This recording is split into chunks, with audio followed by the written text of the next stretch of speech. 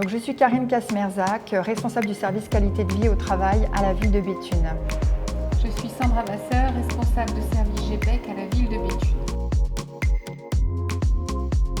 L'intégration des personnes handicapées à la ville de Béthune a toujours été une préoccupation. Nos offres d'emploi sont bien évidemment accessibles à toutes et tous et nous répondons depuis toujours à l'obligation d'emploi des travailleurs handicapés. Les agents de la mairie de Béthune présentant une reconnaissance travailleurs handicapés et des restrictions médicales ont la possibilité de se faire accompagner sur leur poste de travail par le service qualité de vie au travail. Parler du handicap reste cependant quelque chose qui reste difficile pour les agents dans la collectivité et nous souhaiterions de ce fait développer la communication auprès de notre personnel et développer le partenariat avec les professionnels du handicap. L'objectif étant de garantir un confort de travail aux personnes présentant une reconnaissance travailleur handicapé et les maintenir également autant que possible sur leur poste de travail. Donc la ville de Béthune souhaite contribuer à l'inclusion des travailleurs handicapés et pour ce faire, nous souhaitons que les services soient partie prenante dans cette démarche.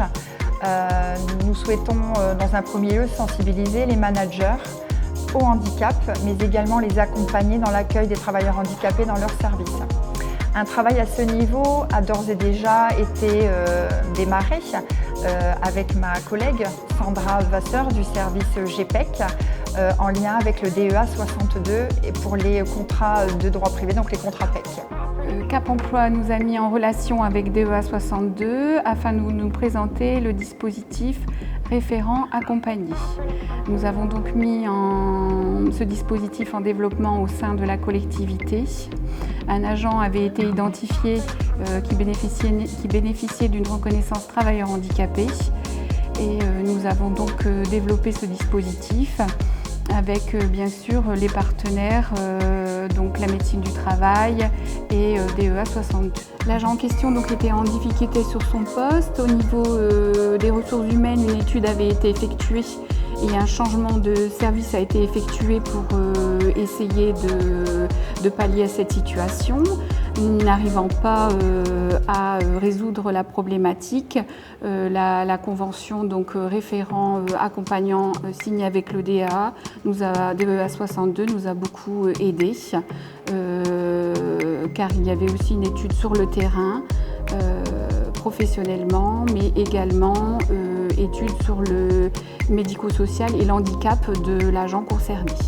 Donc, tout ce travail de sensibilisation a également été initié au mois d'avril avec la Journée mondiale de la santé et de la sécurité au travail, où nous avons eu l'occasion de collaborer avec le Cap Emploi et le DEA 62. Les agents avaient la possibilité d'avoir des informations sur les modalités de reconnaissance travailleur handicapé, mais également l'accompagnement dont ils pouvaient bénéficier avec ces structures. Alors l'emploi, le dispositif emploi accompagné est un véritable outil mis à disposition des employeurs qui permet de nous accompagner dans la prise en charge des personnes reconnues travailleurs handicapés dans la collectivité, d'avoir un soutien dans nos démarches, d'avoir un véritable accompagnement avec des professionnels spécialisés dans la thématique du handicap. Alors nous souhaiterions développer effectivement le partenariat avec le Cap Emploi et le DEA 62 dans toute la partie sensibilisation des managers et des agents au handicap. Comme je le disais précédemment, le sujet reste encore sensible et nous aimerions communiquer là-dessus. L'idée est que vraiment nos agents de la collectivité puissent se manifester en tant que travailleurs handicapés, leur démontrer les avantages d'avoir une reconnaissance de travailleurs handicapés pour pouvoir les accompagner au mieux. Nous aimerions également mettre en place très prochainement un DUOD sur certains métiers. L'idée est que les agents de la collectivité puissent découvrir les atouts professionnels des travailleurs handicapés. Ce serait aussi l'occasion de développer l'échange, le partenariat avec ces personnes et de communiquer sur les valeurs sociales de la collectivité.